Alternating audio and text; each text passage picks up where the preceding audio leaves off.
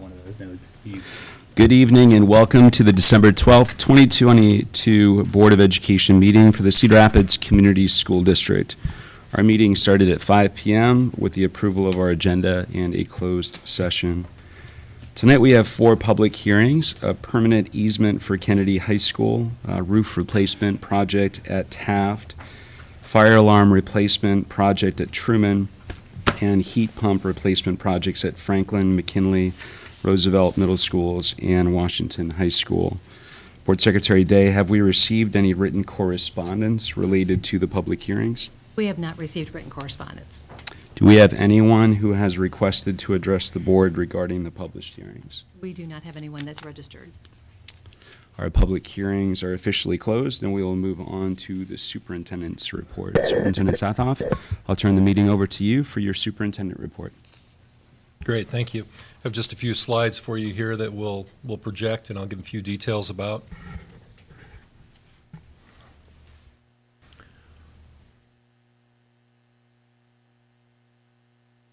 This first picture here is taken from the All-State Musical Festival in Ames, the 76th Festival, and congratulations to all the CRCSD students who participated.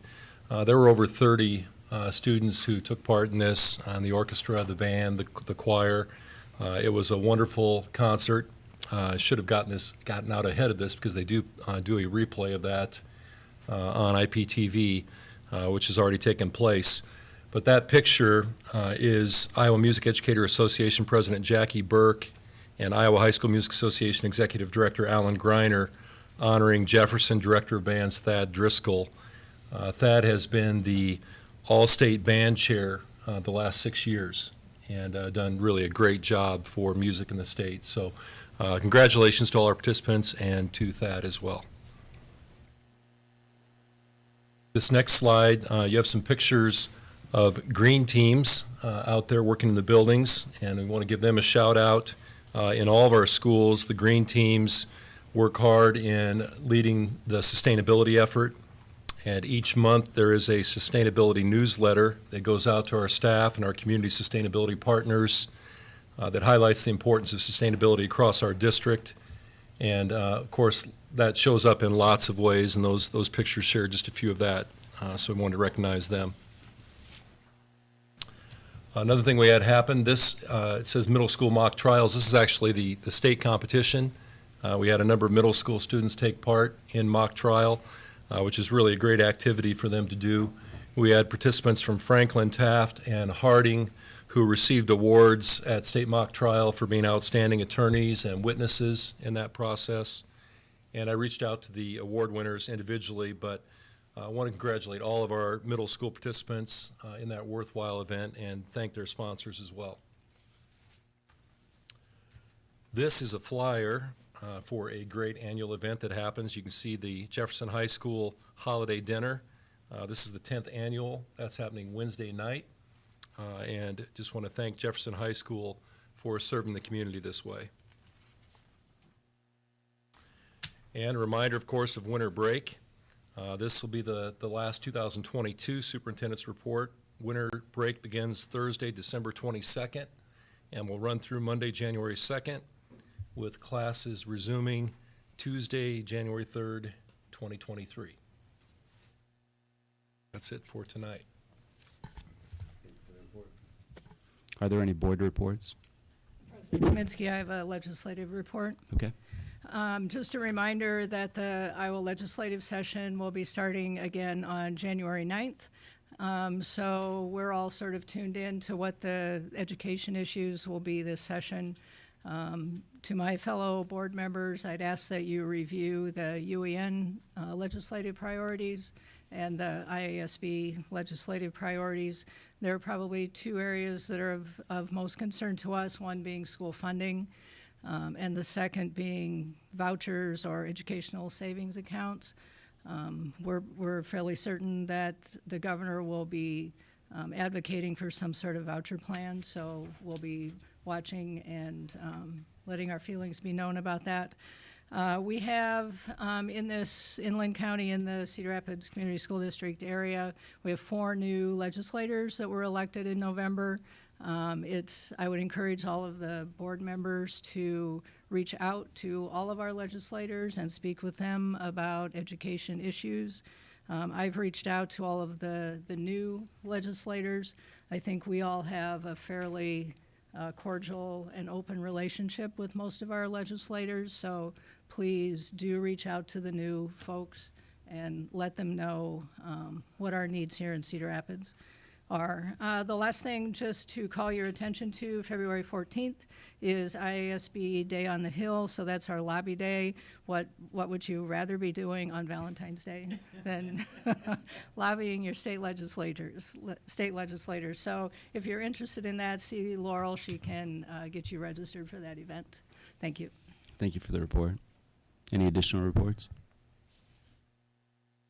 Next, we'll hear from those who have requested to address the board. Laurel, do we have any members of the public that have requested to address the board? Yes, we do have members who have registered.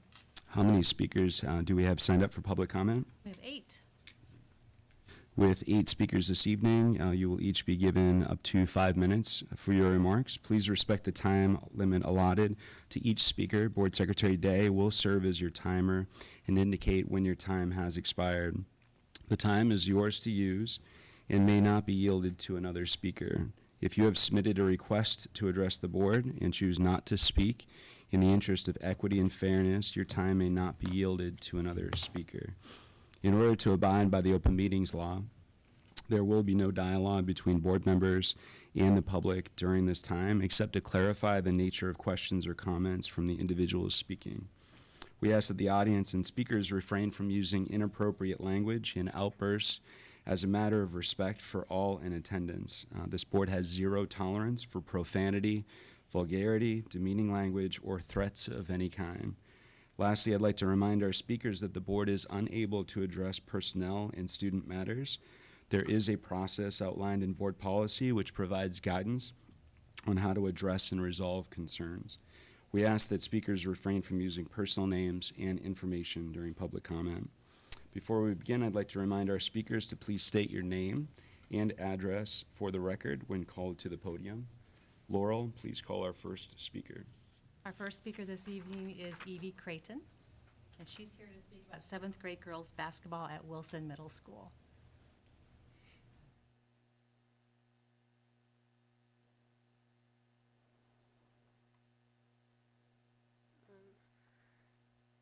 Hi, I am here to talk about how I feel about no one coaching for girls basketball. I'm highly disappointed. I just don't get why no one wants to coach. There are many people I know that has coached basketball here at Wilson. The fact that we may not experience a school activity is annoying. Just imagine being the only school who can't find a coach. When I came to Wilson, the first thing I thought about were sports, basketball, and track. But I may not experience the same thing I thought about since 4th grade. I couldn't wait for 7th grade basketball, but here I am standing in front of you, talking about why I'm mad we don't get to play. We were supposed to start practice 2 weeks ago. The 7th grade football didn't have a coach, and they played up with 8th graders. Why can't girls play with the 8th graders? You should have been prepared, right?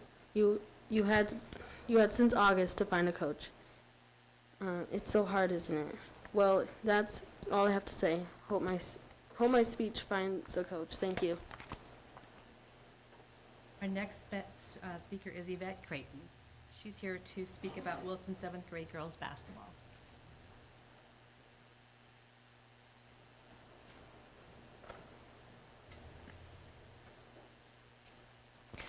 Good evening. My name is Yvette Creighton. I grew up in and around a line of educators. I watched my mother, a former middle school assistant principal in Waterloo Community Schools, work to improve the experience of her staff as well as the students. My father, a retired assistant principal, barely took time off due to his commitment. My stepmother, who encouraged students to focus on entrepreneurial mindset. My sister, a current passionate elementary school educator, carves out individualized lessons plans and teaching strategies to ensure that each of our students have a fair shot at a quality education and a full experience as students. I consider myself blessed because I do not take lightly what it requires to show up as an educator every day. I had a front row seat view to what that meant. I know that that it's a thankless job full of challenges and obstacles that can become overwhelming and disheartening at times. I also know that being an educator is a calling, a call that is engulfed by an immeasurable amount of care and concern for every child that the educator will reach. It's a prerequisite to the profession. For these reasons, I have a great deal of respect and a high level of expectation for those who are brave enough to answer that call. Today, I stand before you carrying an insurmountable level of frustration and disappointment in Wilson Middle School, who time after time has communicated through its actions and inactions their lack of care and concern for their students, including my child. And enough is enough. 4 weeks ago, they informed us by pulling my child in a meeting unbeknownst to me, to inform her that Wilson Middle School would not have a 7th grade girls basketball team because of their failure to secure a coach, a vacancy that's been open since August 18th. The circumstance is not the first of its kind at Wilson Middle School, which you heard from my daughter today, that the 7th grade boys football team was faced with the same situation, and they managed to find a solution. The solution allowed them to play with the 8th grade team. I gave Wilson leadership a week and a day to notify me before I reached out in hopes that a formal communication would be sent to parents. I emailed him on Tuesday, November 29th, and just this Friday, I finally was presented with a half-baked, insufficient solution, which was to cancel half the girls' season in hopes to have a coach midway through the season to allow them to play 3 out of 6 games on the schedule this year. This is an inequity issue that is perpetuating the ongoing unfair treatment of girls in our society. This is an equity issue because Wilson knew since August that they did not have a coach for the 7th grade girls basketball team, yet there has not been a contingency plan established to provide a solution. The boys team were allowed to play a full season. At the time, they knew they had a vacancy and did not inform the parents, did not create a plan to give those girls the same opportunity. At minimum, they should have been offered to play with the boys. Wilson was faced with the same situation as I mentioned with the football team in the fall, a solution that was identified that could also be provided to these girls. Given that Wilson offered a boys basketball season and a solution for boys football, which were under the same circumstance as the 7th grade girls basketball team, this is a direct violation of Title IX, which states no person in the United States shall, on the basis of sex, be excluded from participation in, be denied the benefits of, or be subjected to discrimination under any education program or activity receiving federal financial assistance. Somebody asked, well, what is the scope? I'm glad you asked. Some key issue areas in which recipients have Title IX obligations are recruitment, admissions, and counseling, financial assistance, and athletics, among many other things. My husband and I know a broad network of talented basketball coaches which could have been leveraged had we been informed of this situation, one of which works at Wilson, who was willing to get his reauthorization to coach. But that opportunity was not presented because this was not communicated in a timely manner. So I stand before you, board, expecting and asking for you to address this solution to be a great demonstration of equity and fairness to my 12-year-old daughter, who was brave enough to stand here today and to provide the same opportunities that you provided to their male counterparts as well as their peers across this city. Thank you. Our next speaker is Jason Saltmarsh. Jason is here to speak about the superintendent search.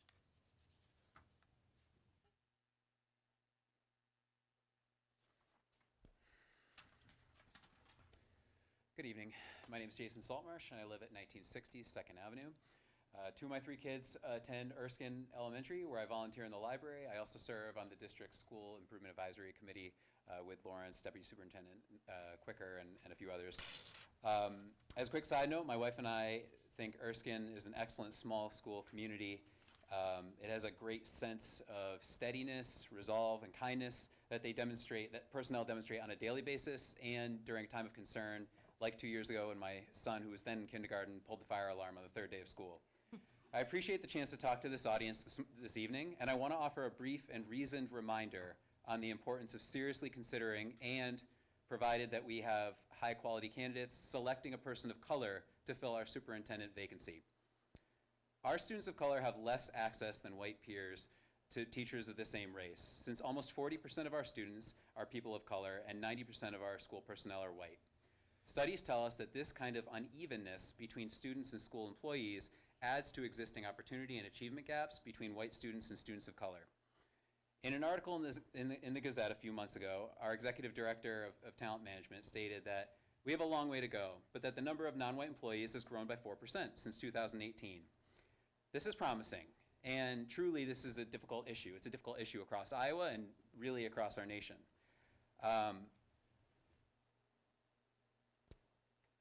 But the racial and ethnic mismatch here is something that we can work on, and it's something between students and teachers that remains significant. All students benefit from teachers of color. My daughter had an excellent first grade teacher who was Latina 2 years ago in first grade. That teacher sent us individualized emails during the pandemic. She even sent a care package with books, some snacks, my daughter's school supplies, and I think my daughter's still holding on to some of those snacks. The point is that this cross-ethnic experience, in this case, had emotional, academic, and social benefits for my daughter. Of course, students of color get additional benefits from teachers of color. Compared to white teachers, Black educators offer Black students a number of academic and personal benefits, including higher expectations for success, improved test scores, cultural knowledge and social ties, familiar role models, and an understanding of political and economic inequities that Black students face in particular. Black and Latinx teachers are less likely than white teachers to perceive same race ethnicity students as disruptive, and more likely to recommend these students to a gifted and talented program. We know that Black students who are exposed to more Black teachers receive fewer suspensions and office referrals. A few weeks ago, when I participated in a listening session about the next superintendent and what that person should be like, the issue of teacher diversity came up, and a couple parents mentioned that the district has had programs to attract and retain individuals of color, and that broadly it is sort of met limited or sort of limited success. So I want us to consider what kind of a message it sends to our teachers and our students to have a highly visible person of color exercising power in this district as a superintendent. It's probably a safe bet, and I don't have data on this, but it's probably a safe bet to say that there's a trickle-down effect to doing this on hiring and retaining teachers of color. Also, our district's School Improvement Advisory Committee has been examining concerns about student well-being, as you're probably aware. We know that at the secondary level, about 60% of our students say that they feel that they don't belong among their teachers and their peers. If, and this is an if, since I don't yet know the exact reasons underpinning these feelings of not belonging for students, a number of our students of color feel alienated. Might they be more inclined to feel respected or belong when they see the highest levels of leadership held by a person of color? I know that I'm probably preaching to the choir here by offering these reminders about the values of diversity and giving due consideration to candidates of color, especially given our district's commitment to diversity, equity, and inclusion, and our board's deep experience in education. A few days ago, I read Hazard & Associates' sketch of desired characteristics for the next superintendent. They dutifully compiled a long and good list that highlights the many virtues and areas of expertise that we expect. Yet this list is so involved that I thought it was worth speaking up to remind us of the importance of finding and choosing a highly qualified person of color to be our next superintendent. As the novelist Toni Morrison said, who was born in Lorain, Ohio, "You have to see it to be it." I hope that Hazard & Associates is taking reasonable steps to attract candidates of color, like deliberately advertising the positions within Black, Latinx, and Asian professional networks. If we ultimately can't find the candidate, we at least need to appoint a superintendent who has a proven track record Mr. of Saltmarsh, commitment to your leading time a is diverse up. district like Thank you. ours. Thank you. The next speaker is Phil Krejci. Phil is here to speak about Wilson.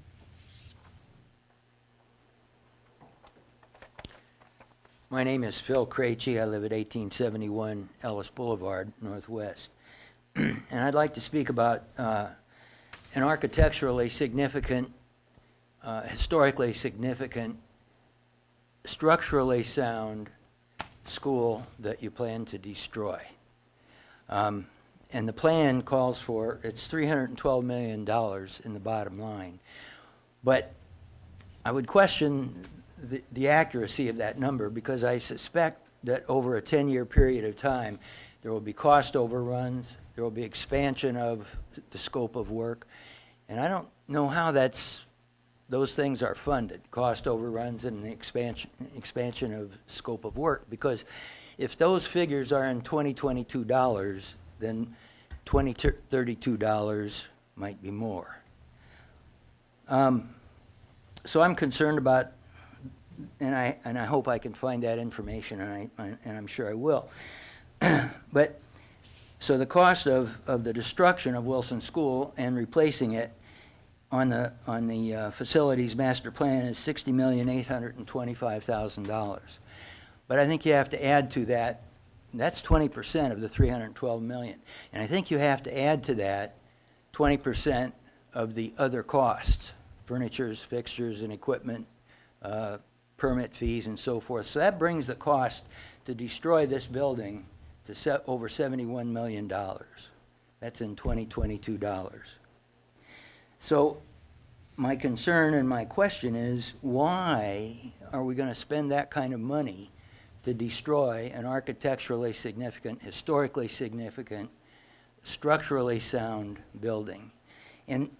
So I looked for reasons for it, and I found in a November 20th Gazette article, the principal of Wilson, who praised the school and the structure and so forth, said that it's wildly inefficient.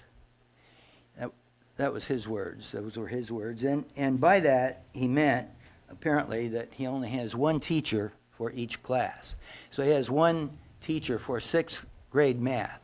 And that teacher doesn't have another sixth grade math teacher to bounce ideas off of. Who I don't have peers in the building to bounce ideas off of and help them problem solve. But those teachers have computers, and they have Zoom, and they have the whole school district of sixth grade teachers, math teachers, to talk to. So I call that argument specious and a red herring.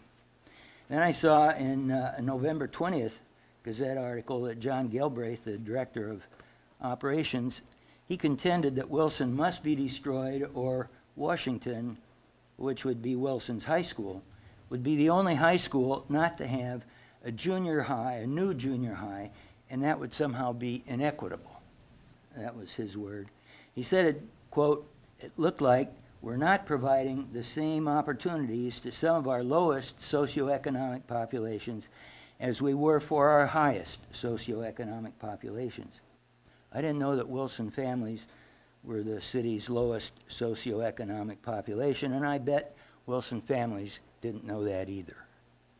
So I call that argument specious and a red herring. So those two arguments, or whatever arguments you might have for destroying a structurally sound building that is architecturally and historically significant, and spending more than $71 million to do it, does not seem to me to be a very good idea. So let me borrow from Patrick Henry. I know not what course others may take, but as for me, when this bond issue comes up for a vote, mine will be a no. And I suspect that people are saying, well, big deal, Phil Krejci's going to vote no. But between now and the time of this election, I'll be talking to family and friends and neighbors and strangers that I meet on the street, and when the subject of this bond issue comes up, and it will come up, I'll encourage them to vote no as well. And I'll encourage them to vote, to speak to their other family and friends and neighbors and strangers they meet on the street, and urge them to vote no. Thank you. Our next speaker is Andrew Callahan. He is here to speak about Wilson School.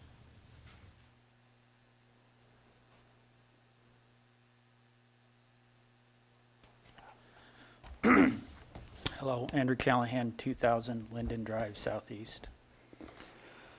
I'm not as prepared as the other speakers. This is my first time in a setting like this, so next time I'll do better. I was never enrolled in Wilson School as a student, but I attended it in the summers as Czech school in the early 90s. And I remember walking around the halls during breaks and periods, whatnot, looking at the remarkable sights for a elementary school kid to see: old paintings, old woodwork, marbled floors, or terrazzo floors, whatnot. And I've always had an affinity to all of the original junior high schools, or the four junior high schools that were built in the 20s in the city. I went to McKinley Middle School, and McKinley had at the time in the mid-90s had a wonderful historical club of sorts where they mentioned all of the history of the building, how it was built, who went there, things like that. And that all gave me a sense of tremendous pride knowing that I was also going to McKinley as well. So I did some research here, and in January 27, 1920, the Cedar Rapids citizens approved a $1.5 million bond by a 4-to-1 margin for the construction of 4 junior high schools and 2 grade schools. Noted in the article at the time was that the women voters were nearly unanimous in voting for that. And I think that's kind of significant because women just earned the right to vote the year before in 1919. The architect who was designed the school, the first 2 schools, McKinley and Roosevelt, was a local Cedar Rapidian, Bert Hugh. And that was a tremendous source of community pride. That these were junior highs were a new concept, cutting edge in those times, and the design was going to be done by somebody local. So McKinley and Roosevelt were constructed first, and then time came around to build a third one, and on March 8th, 1922, the school board decided to select what would become Franklin Middle School on the northeast side. An individual representing the community from the southwest side voiced concern that they were being overlooked at that time. And he was assured by, I don't remember who, but was assured that the pressing issue at the northeast side was overcrowding was more severe. So funny to jump off of the previous speakers about cost overruns. So cost overruns happened when the junior high schools were being constructed significantly. And they had to hold a second bond vote to approve the construction of Wilson School. That happened. Sorry to back up. In 1923, the West Side Industrial Club urges the school board to action on the 4th junior high school. Since the vote in 1920 was approved, no action had been taken yet for the southwest side. So they passed a resolution and submitted it to the board. Eventually in 1924, March 10th, 1924, the citizens of Cedar Rapids approved the bond, $200,000 bond vote to construct Wilson School, what would become Wilson School. So to keep, as I'm running out of time here, to keep things short, it was a huge sense of community pride on the southwest side. When they had the formal opening in 1925, the Bohemian Community Choir came in. Wilson School is an important school. All of our junior high schools are important. It is just a building, yes, after all, but it's a very unique looking building, and that the community over 100 years ago took tremendous pride in it. And I think the community today should continue to take pride in those facilities. Thank you. Our next speaker is Kristen Mead. Kristen is here to speak about the bond.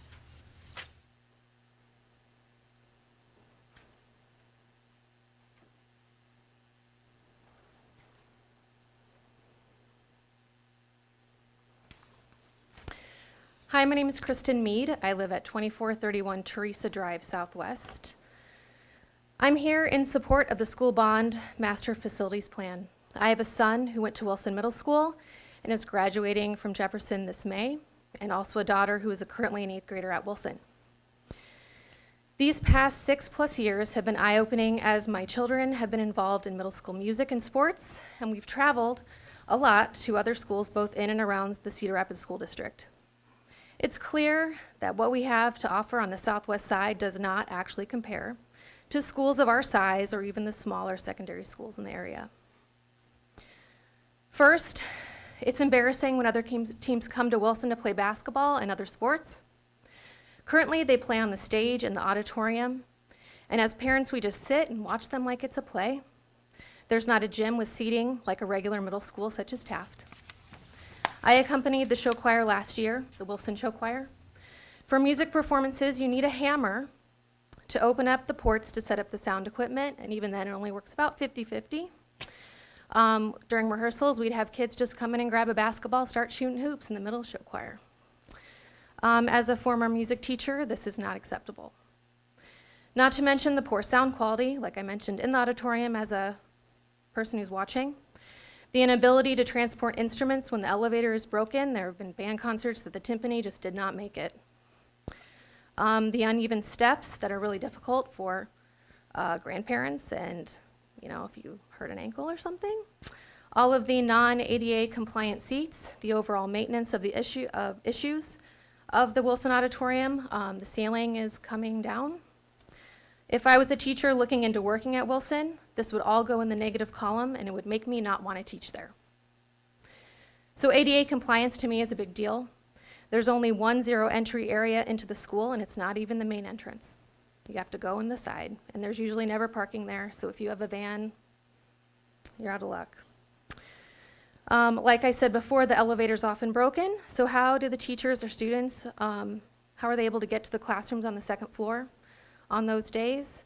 So 6th grade is on the bottom in the cafeteria, but the 7th and 8th graders are upstairs as well as the specials.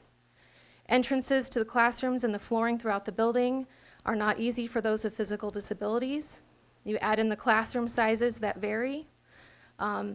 My son and daughter have both said, you know, some rooms we all have a chair, other ones some people have to sit, like on the floor. And they're like, well, like a windowsill area? And I'm like, what? Someone already mentioned the one teacher per subject. I will say, as a former teacher, it is really nice to collaborate with people in the same grade. I did not talk to other schools, but it is a little unusual just to have one section of each class. And then being separated by the floors, you can't even really run down and talk to the other math teacher or the other science teacher because it makes it a little difficult. Also the lunchtime, I am concerned about the lunchtime issues. So they eat at 10:45 as a 7th grader, and then the 8th graders eat at 1:15 to 1:15. I saw them today outside. They split those grades back and forth, so there's actually 6 lunchtimes during those hours. That the school just doesn't work in any sort of a modern way. Historical details that make Wilson unique can be saved. You see that all throughout the building anyway. They have little sections that have saved from different things. Daily learning and activities in and outside the school need to be improved with modern, high-tech, and in a competitive building that the Southwest side can be proud of. We talk a lot about equity, but if my tax dollars are paying for a new building that's feeding into Kennedy, actually the Southwest side deserves the same. So trying to add on to Wilson does not fix all the existing problems that I've listed above, especially with music and extracurriculars. If you add on to the school, you will eliminate the tennis courts, the track and football, soccer fields. Again, that doesn't work for middle school. So it's been 22 years since we've had a bond vote. Neighboring districts have done it time and time again. I know my children won't benefit at all from this bond. But I want my tax dollars to support the children in our district. Our kids and staff deserve buildings that will help them thrive, feel proud, and most of all, be future ready. Thank you. Our next speaker is Larry Winkowski. Larry is here to speak of school board.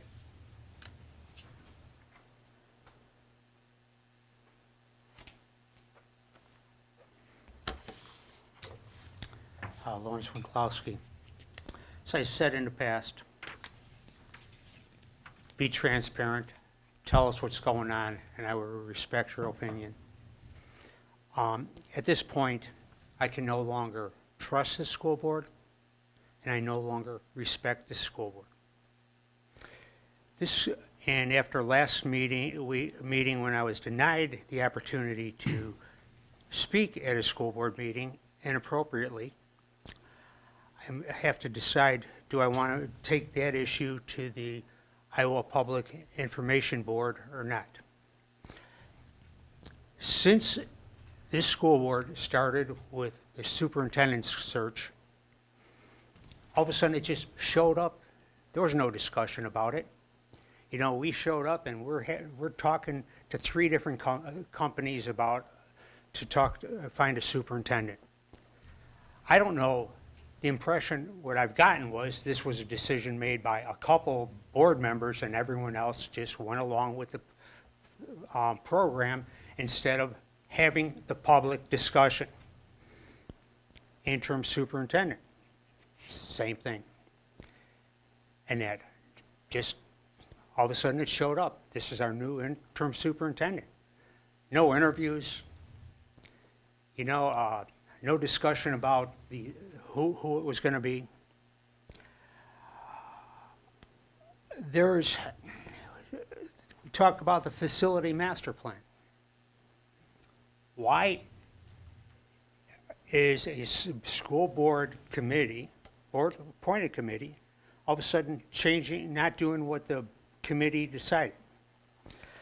The facility master plan, what's going on with that is in direct conflict with some of the stuff that goes on in the SIAC meeting. Now, so who wins? I tell you who loses. The school, the children. The facility master plan, from my perspective, is borderline discriminatory when you consider where we are putting the new middle school that's going to feed Kennedy High School. That new middle school is not going to benefit the students that we are trying to benefit. It's going to benefit realtors, developers, and anyone else who has something to do with selling land and building homes. It's not going to benefit the children who come from poorer backgrounds, because how are they going to get up there? The other thing is, our community elected this school board to work together, to work openly. You don't. I see evidence of members shunning other members and not allowing them to have their opinion. And that really bothers me. I don't care. I'm not here to agree with anyone's opinion, but you guys are worse in some respects than middle school students. Actually, probably middle school girls, because they're cattiest in that. And not nice at all. But something's got to change. You know, the policies that govern the 200 policies, you know, they should be changed. There's policies in there that should be changed. The school board can make changes to the policy. Draft something, present it, make it so that people can email if they want to come to a meeting, so they don't get told that they're too late or something. Go ahead and set it up that everyone can voice their opinion. This whole thing about, oh, we can only voice our opinion through one person, that's it sort of violates the First Amendment of freedom of speech. Yeah, you guys got to do better. You know, I've been coming to these meetings for a long time, and I have not liked a lot of school boards and people, but I've always respected them. This is the one school board I've given more chances to and tried to cooperate with more, and you guys are the ones who really have let me down the most. Thank you. Our last speaker this evening is Scott Drosminski. Scott is here to speak about the upcoming bond vote.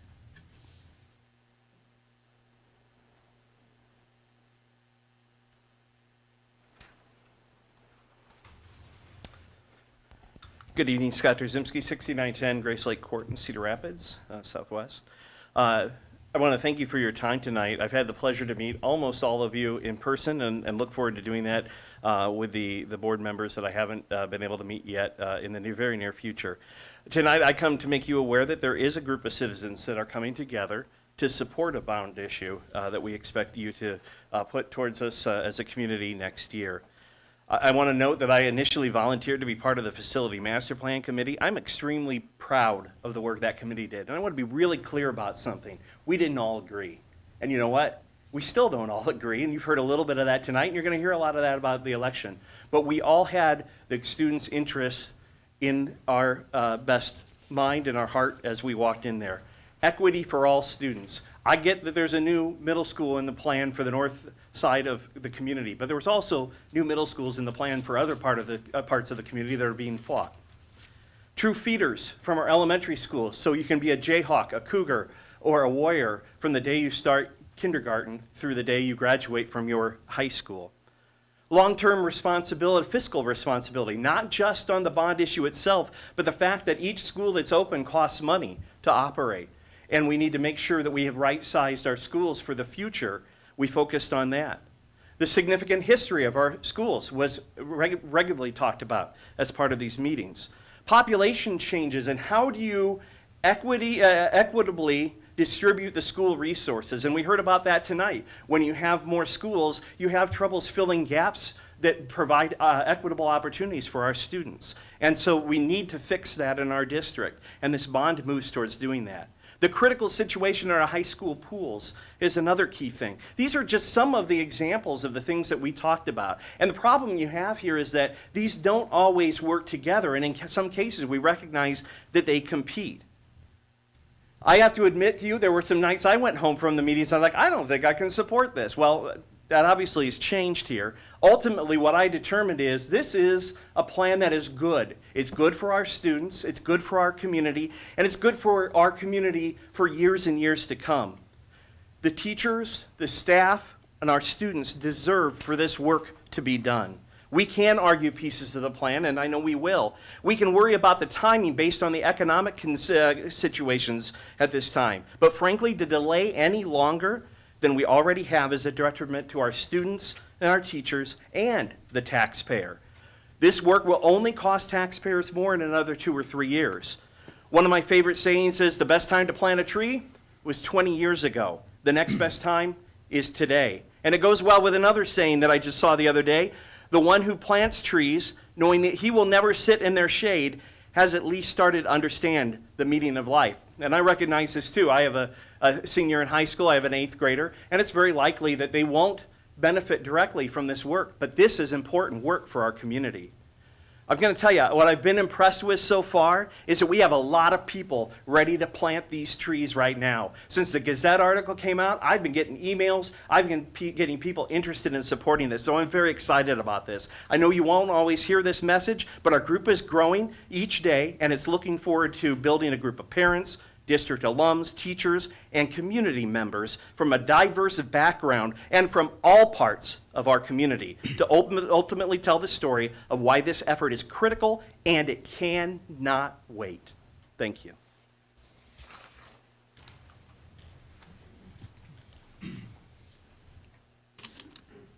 Moving on to our consent agenda, are there any items that a board member would like to pull for a comment, question, or separate vote? Do we have a motion to approve the consent agenda? So moved. Is there a second? Second. Any further discussion?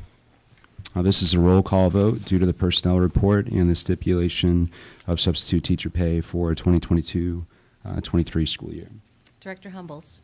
Aye. Director Garlock. Aye. Director Roundtree. Aye. Director Borcherding. Aye. Director Merschbach. Aye. Director Newman. Aye. President Tominski. Aye. Moving on to administration, let's turn the meeting over to Carla to hear about the comprehensive annual financial report.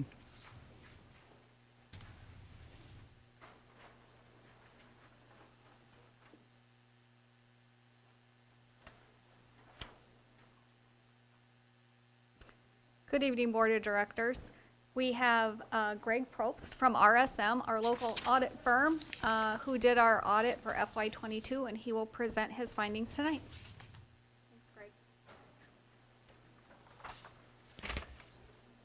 Evening, everyone. As Carla said, my name is Greg Probst, an audit manager here at RSM, and We have finally completed the fiscal year 22 audit, and there are some high-level items I'd like to go over.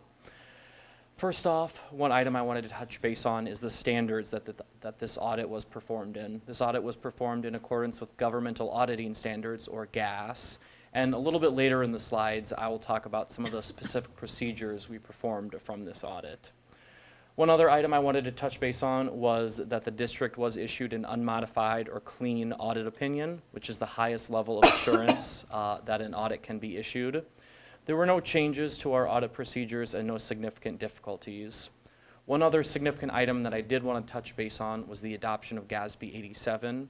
If those of you are familiar with for-profit companies, there is the new standard called ASC 842, which requires you to bring a lease asset and lease liability onto the balance sheet. There's that same standard in GASB 87, and so as a result of this standard, the district brought on approximately $2.4 million of lease asset and lease liability as of adoption, which is July 1, 2021. A couple other big picture items we're required to communicate with the board are significant management judgments, estimates, or accounting policies. These include depreciable life of capital assets, fair value of investments, other post-employment or OPEB assumptions, net pension liability and net pension liability assumptions. These are also outlined in Note 1 of the financial statements. I wanted to note that all the accounting estimates and judgments that we tested were all deemed reasonable during our testing. A couple other items I wanted to touch base on. As discussed, we've talked about the clean or unmodified opinion, the change in accounting policy under GASB 87, and the management judgments and accounting estimates. A couple other big picture items. There were no audit adjustments as a result of our procedures, no uncorrected misstatements, no disagreements with management, and no significant issues or difficulties occurred during our audit. As mentioned previously, we performed this audit in accordance with governmental auditing standards, and so there are some specific testing procedures that we do perform. One of these is we perform state compliance testing and we review internal controls. There were no material weaknesses or significant deficiencies identified as part of our internal control testing. And over our state compliance testing, there was one minor certified enrollment issue found, but I will note that is very common for essentially all districts across the state. And again, there was no deficiencies or material weaknesses as a result of this. Lastly, under governmental auditing standards, we're required to perform a single audit, which is an audit of the federal expenditures spent by the district during the year. So they receive federal grants during the year, and they have corresponding expenditures, and we audit those. We audit various different programs on a rotating basis, and this year we audited the ESSER cluster. This accounts for approximately 51% of all the district's federal expenditures, and there were no issues at all identified during our testing. And that is all I had. Any questions that anyone had? I'll defer to fellow board members for any questions. I don't have any questions, but I do want to express my gratitude in the thoroughness of this audit and also congratulate our finance department on a clean opinion. Great work, everybody. I know that going into an audit takes a lot of preparation, and conducting an audit takes a lot of work. So thanks to both of you. Thank you. Additional comments, questions? All those in favor of the audit report, right? Is that Laurel? The annual comprehensive financial report. All those in favor of the annual comprehensive financial report signify by saying aye. Aye. Those opposed, same sign. Thank you so much for the presentation. And I did want to say thank you to Carla and Crystal and their team. As mentioned, the audit is no small undertaking, and we appreciate all their hard work. Next is a presentation on the 2023-24 school calendar draft. I'll turn the meeting over to Nicole and Aris.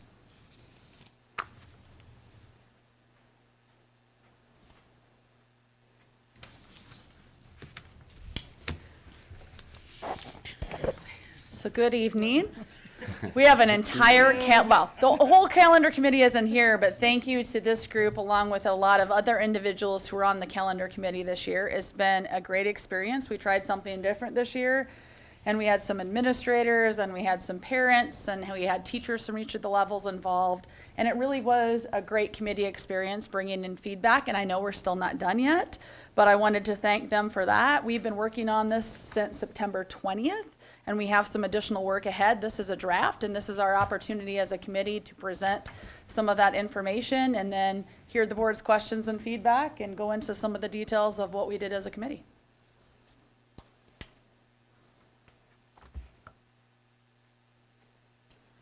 Good evening. My name is Darcy Jackson, and I am pleased and honored to be a part of the calendar committee. And I'm here to just introduce everyone. We are thrilled and honored to have, like Nicole said, we have a very diverse group. We have teachers, we have administrators, we have parents, we have other departments that are involved in the committee, and it's been a fantastic experience. And so in here in a little bit, we're going to talk a little bit more in detail about our process. But to begin with our process, obviously our purpose was to be able to gather and possibly just offer other alternatives to our calendar. And they'll be talking about kind of the nuts and bolts and what we did to come together as a team in order to continue with this process, what kind of data we gathered, and then what we did to process that data and the resources that were used to come up with the several different drafts and designs that were created, and the one that's going to be presented tonight. Good evening, Jocelyn Hand. I'm the associate principal at McKinley STEAM Academy. So kind of setting the stage, we determined as a team our process or our purpose together. So that's kind of up there, is to get some input, to review what the current calendar looked like, what are the district needs that we're hearing, and then as a team we looked at our current calendar to look at strengths of it, weaknesses, opportunities for possible changes, and then anything that might be competing with any adjustments on the calendar with it. You can see our timeline of us meeting. We've been meeting once a month, sometimes twice a month, just to look at data, review, and make some drafts with that. Every time we met as a team, we did some team building work with each other. We reviewed Iowa code and what needs to be in the calendar, and then all the calendar considerations that need to take place as we create the calendar.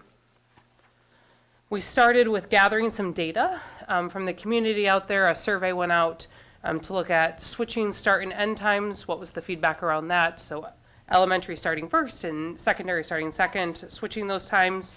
We looked at weather days and what those need to look like. Do we put them part of the calendar? Do we put them at the end of the calendar? Got feedback on early release dates. Was there a certain day of the week that the community and staff preferred, and what those look like? And then did we want to vote on just doing 1 year at a time or multi-year from that? Hi, Monica Fry. I am principal at Truman Early Learning. And so the survey that we asked, we took a lot of care in determining what is it that we really wanted to gather from our community, from our families, from students, and from our Cedar Rapids staff members. So this is a list of the survey questions that we asked and we gathered. The first question was, should the district approve a 1-year calendar for the 23-24 school year? Or should the district approve a 2-3-year calendar for the 2023-24, 24-25, and then 25-26 school year? And then the next question was, when should early release days happen for professional learning for staff members? And then Monday through Friday were the provided choices for that particular question. The next question was, should inclement weather dates appear on the calendar, and how should they appear on the calendar? If they should be placed throughout the calendar, or should they be placed all at the end of the school year? And the next survey question was, should the start and end times for the elementary and the secondary schools be switched? Elementary currently starts at 8:50 a.m. and ends at 3:50. Secondary currently starts at 7:50 and ends at 2:30. Yeah. 2:50. Is that right? Yeah. Okay, so survey details. The window that we had was open from October 12th through December 3rd. And then from our survey, this is the breakdown of who responded to our survey. So we had over 3,000 responses total. And then again, a breakdown of those responses. We had a little over 2,000 parents and guardians that responded. We had a little over 1,000 staff members that responded. And we had 221 community members and 95 students that responded to the survey. And then again, we also took a lot of care in determining what else do we need to move forward to help us make decisions.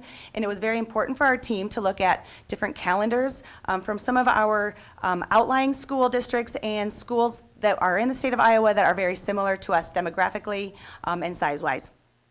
So we did look at other calendars from Dubuque. We looked at College Community. We looked at Iowa City. We looked at Linn-Mar, Sioux City, and Waterloo to see what kind of calendars they have to help us make a decision on what we want to do to move forward with ours.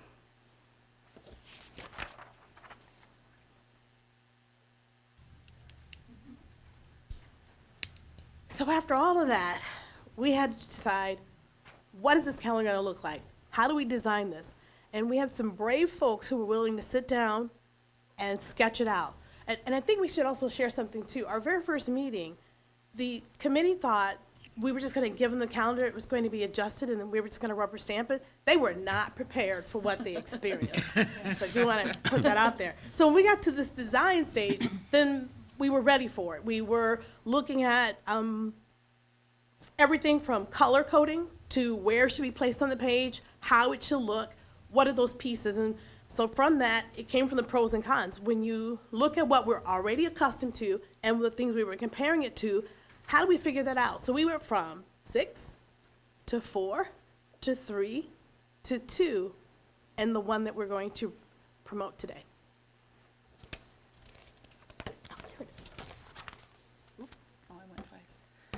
So some of the recommendations, we were really trying to get some type of simplified calendar that was easy to look at and understand for parents, for students, for community members, and also for staff.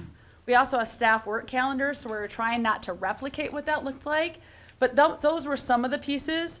We also heard back a lot of feedback from staff on it would be really nice to have more days throughout the year. So we did intentionally add in some days. We didn't have to add in a lot for it to feel different. So there is at least one day off through each of the months of the school year, which will be different. We did some wording, switched some of the teacher comp days, like we spread those out again over the course of the year. We changed the name of that. So instead of teacher progress reporting, we're calling it teacher comp day, since that's really what it is.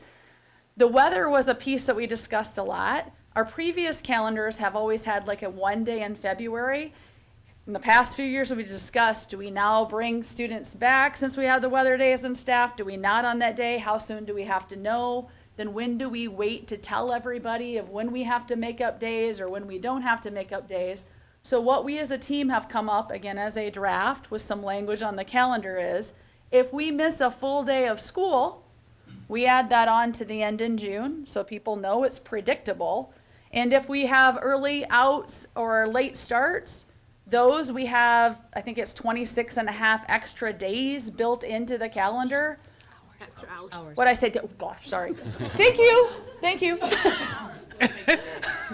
Extra hours built into the calendar. So unless we go over that with those, we would not have to make those up, which is highly unlikely. Possible, but highly unlikely. So we just add the full days to the end of the year, late starts, early outs, unless it got over that 26.5. We would not make up those hours because we have those additional student contact hours built into the calendar. Other pieces, so that is a big change, right? Conference dates. So we got a lot of feedback. We've gotten feedback from parents. We've gotten feedback from staff. They're kind of, we always had conference windows, but they weren't as spread out. And it's hard if you have students, parents at every level, right? Trying to get to the conferences that might be the same nights. So we spread those out, put those on there. There might be some adjustments, but we thought it was really important based on feedback to not have all of our conferences at the same time within the system. And then we identified the schools, and we've asked the administrators in the first draft, hey, like make sure these dates work. And if they don't work, let's make an adjustment on those because we really want to follow what the conference dates are that we have on the calendar. Other things. Which brings us to the recommendation. So you're thinking to yourselves, wait, that looks familiar. So it is. But we were intentional about some of the design. First of all, making sure that pertinent information really did read from left to right. Keeping your eye in the center so that you're looking at the calendar for what we had. So the Fridays, by our data from the survey, said this is the day that works for us. Our community said a few years ago that this is what they wanted, and this was not a time to make a change. And so you're looking here at a closer look at just semester one, where it's a lot easier to read, especially for those who didn't put their glasses back on their head. So we were just being intentional about, first of all, moving the pieces that helped us give us breaks and times, making it very clear we have a lot less color coding going on, and just identifying if it's gray, it's a break. That's all it means. We will not be meeting, we will not be having course time.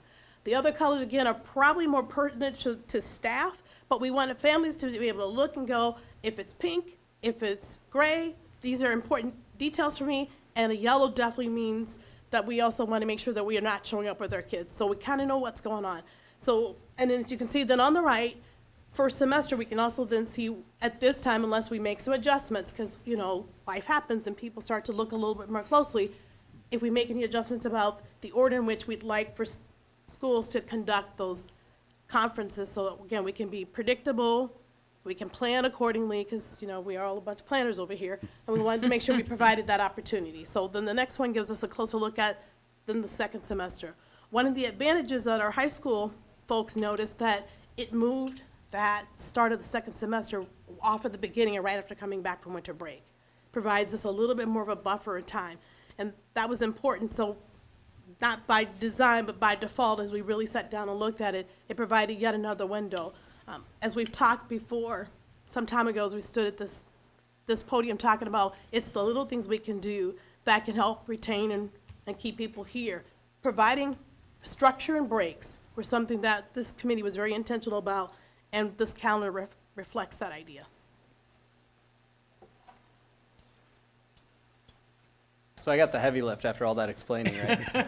Our next steps, the important thing is that this is just a session to get some feedback, to show you what we've done and what we've come up with so far, and we welcome questions and feedback from you all. As we've noted, there are a lot of people that are passionate about their calendars, so that we have received a lot of feedback already. And understandably, because it dictates when they need to be here and when it's easier for them to take breaks. We also will continue to look at that feedback and meet again and then shortly, so that we can provide a final draft to you all in January. So with that, I would welcome any questions of our large group here. Great. Thank you for the presentation. You guys make calendar committee sound so fun. I know it's really challenging work, so I appreciate the hard work that goes into it. I'll defer to my fellow board members for questions. Director Newman? Work on this. Truly appreciate the thought that's gone into this. Can you talk a little bit about the ideas and what the discussion was around switching the start and end times?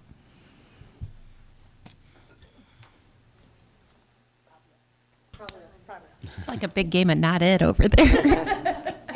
I wasn't fast enough. Okay. So one of the things we were addressing was this whole idea of looking at the research about when adolescent brains are actually ready and ready to go. And although we put it out there as an idea, we know that significant change takes time in education. And so it was interesting to find out what our community already thought about the process. And we decided that as a committee, before you would make a significant change, you need to do some education around those pieces. So it was just a fact-finding piece for us, but we need to make sure that the community would know why, if such an opportunity would come about to make such a change. So the exciting news is this committee has committed, I'm using that loosely, or stated they would continue doing this because we'd like next year to put out some additional information and really some communication on the why of why we would look at this, what are the pieces to explore. But we also know if you're making that type of a calendar change, it impacts absolutely everybody within the community. So that's a huge change, but if people know they can give feedback and they know the reasons why we're looking at it, that helps us next year with that entire process. Maybe still resulting in keeping starting and end times the way they are now, but maybe in flipping what those look like depending on what everybody in our community thinks and values after they have more additional information.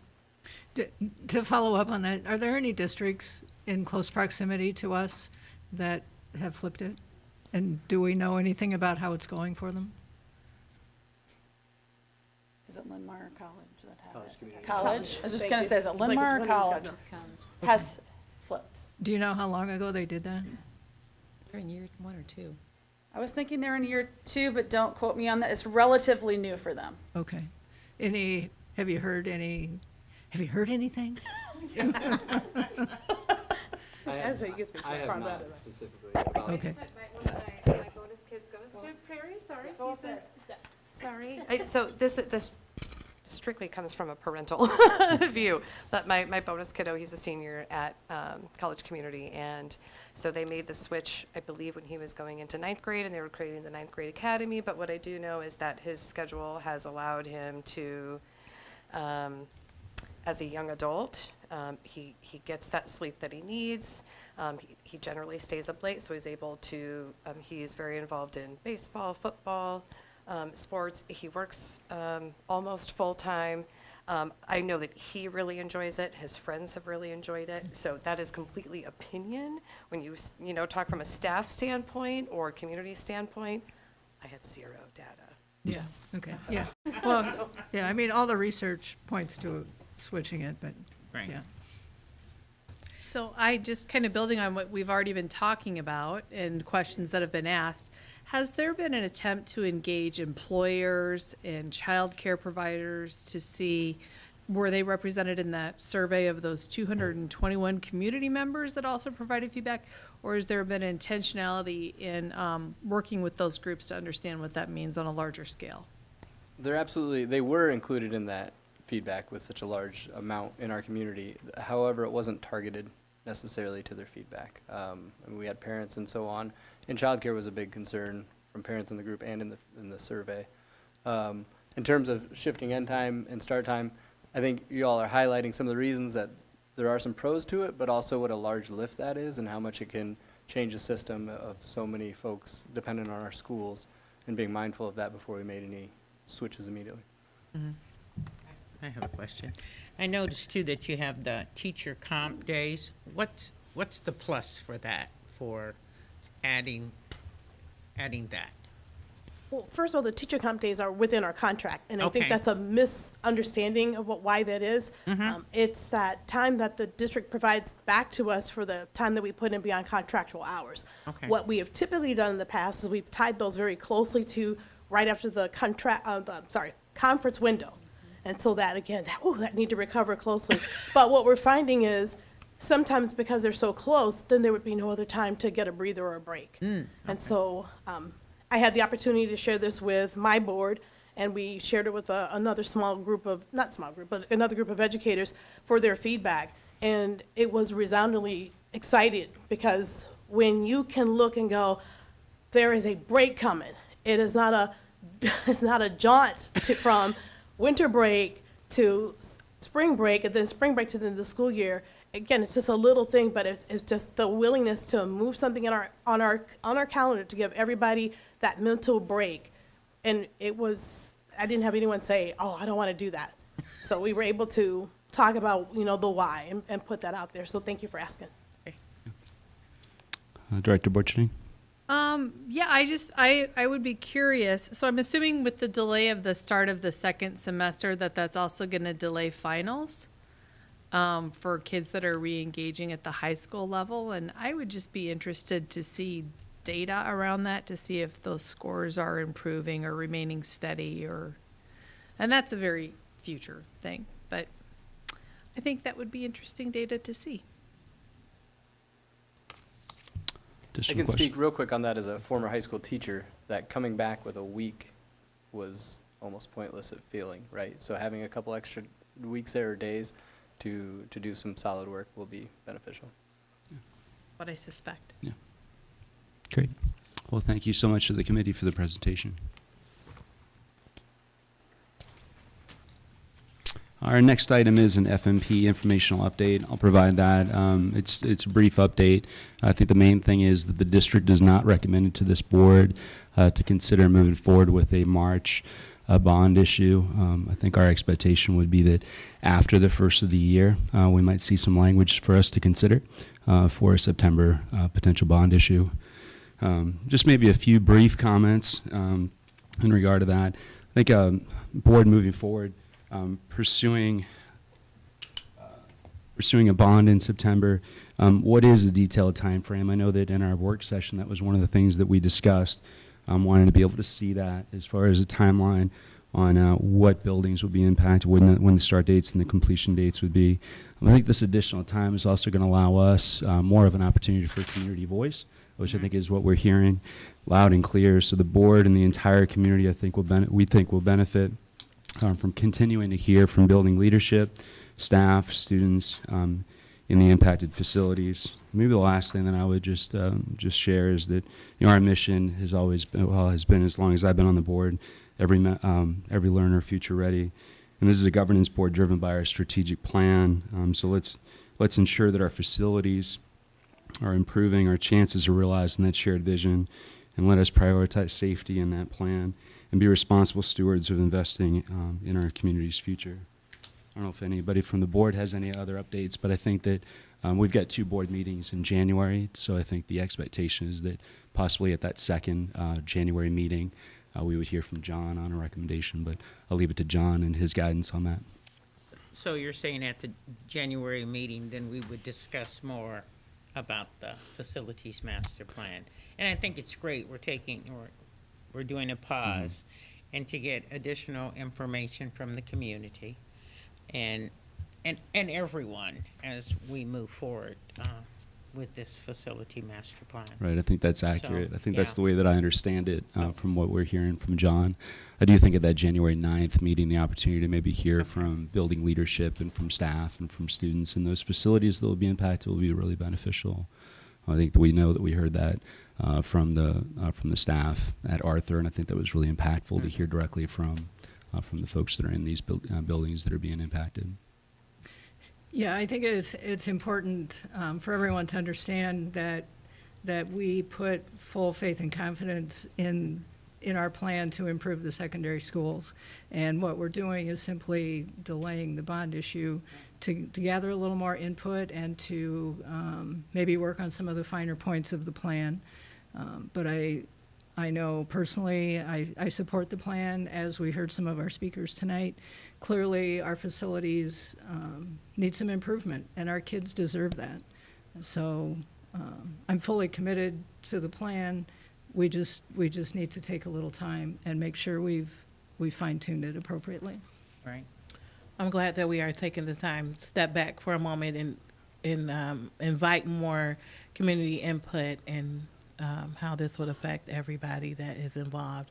So I'm grateful that we are stepping back a little bit and giving more time for details for this, which is very important, that the community knows that their opinions matter concerning this, because this is huge to the community and will impact the community greatly.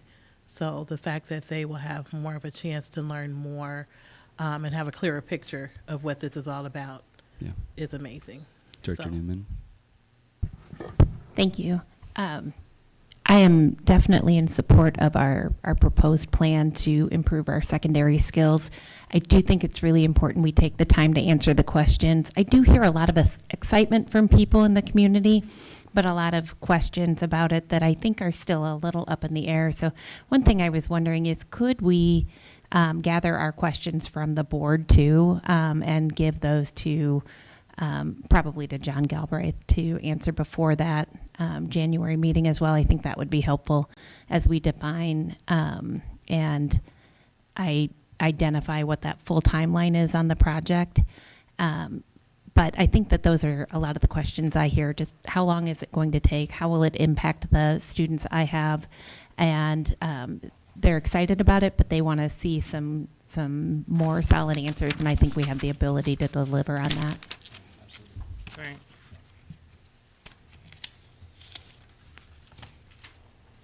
Moving on to board governance, the agenda item regarding federal census data district directors that was presented at our November 14th board meeting is now returning with a resolution for the board's consideration and approval. Laurel, Brett, any additional comments?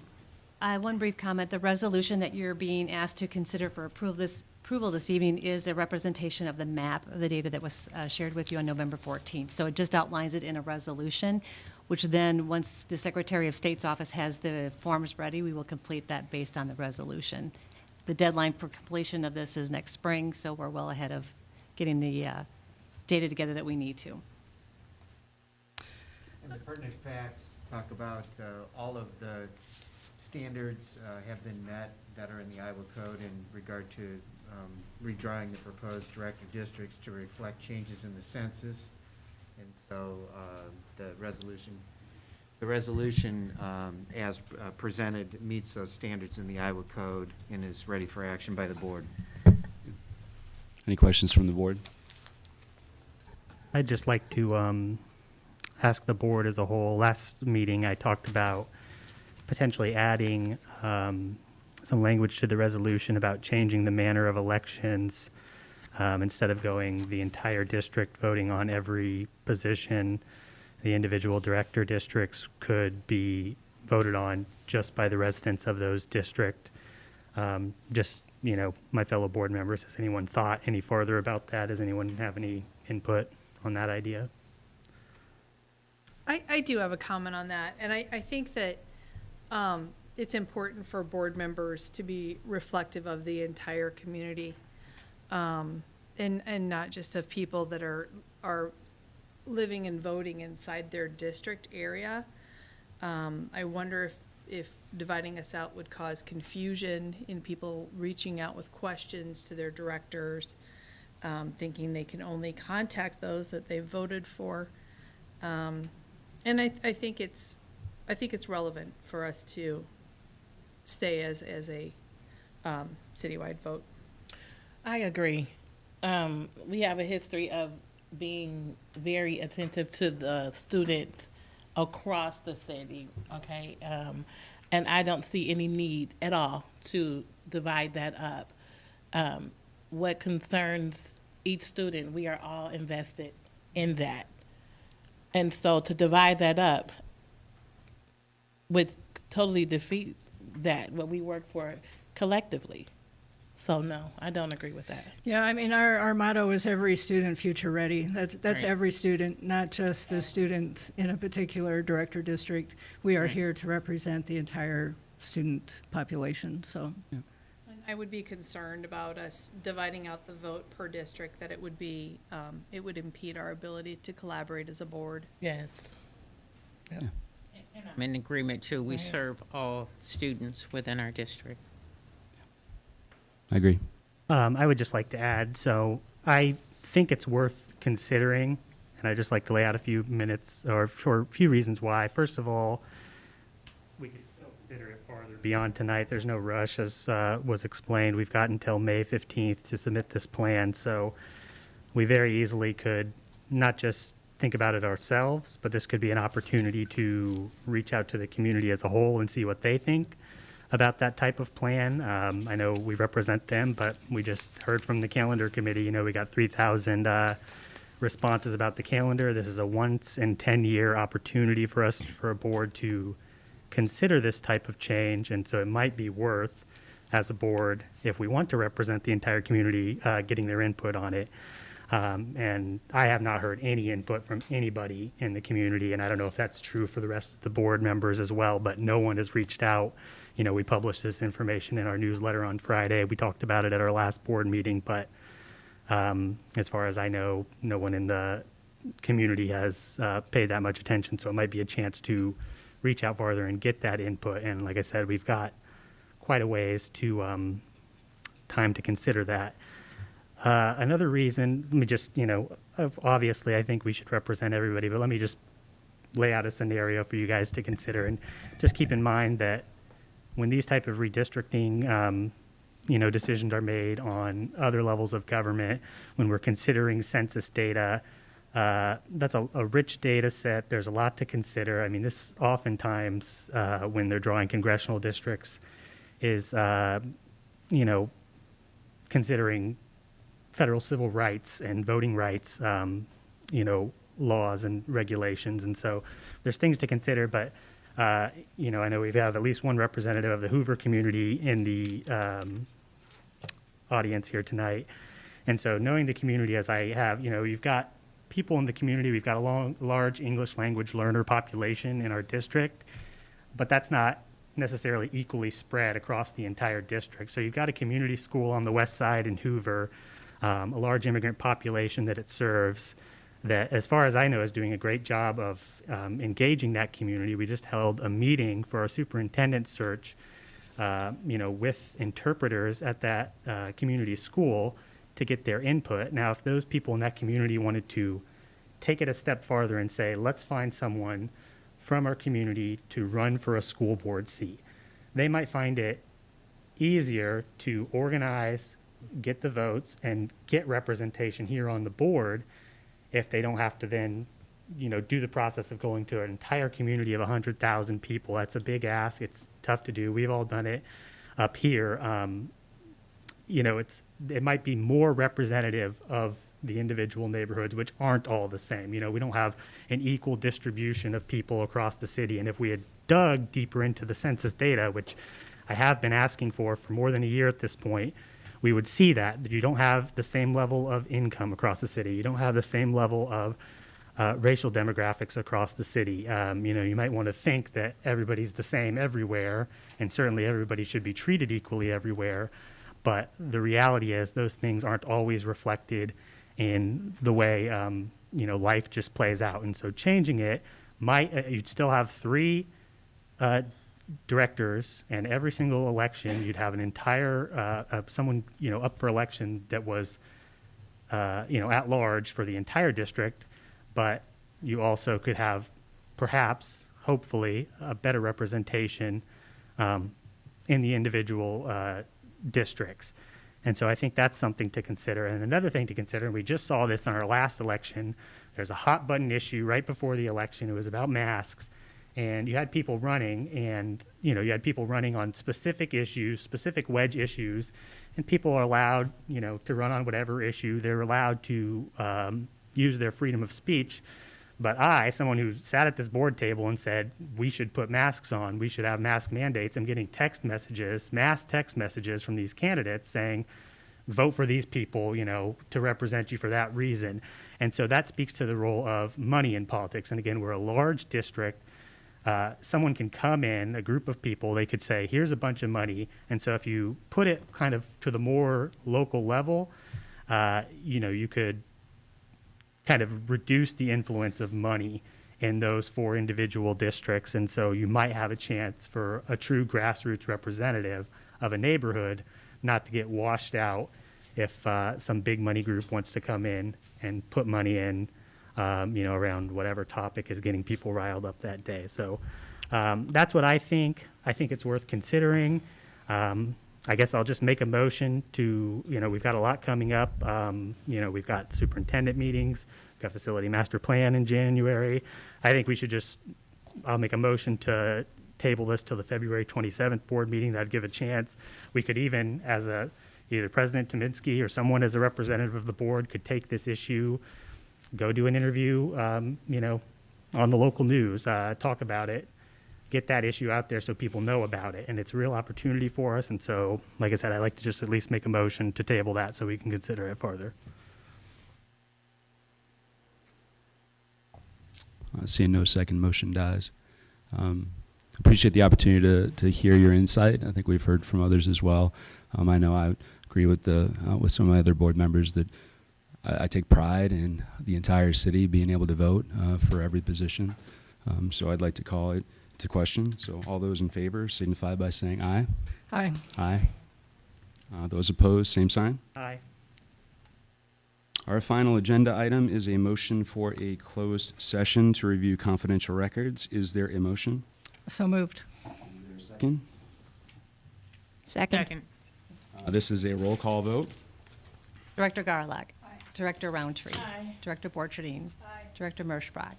Director Newman. Director Humbles. Aye. President Tominski. With no further business, we stand adjourned to closed session.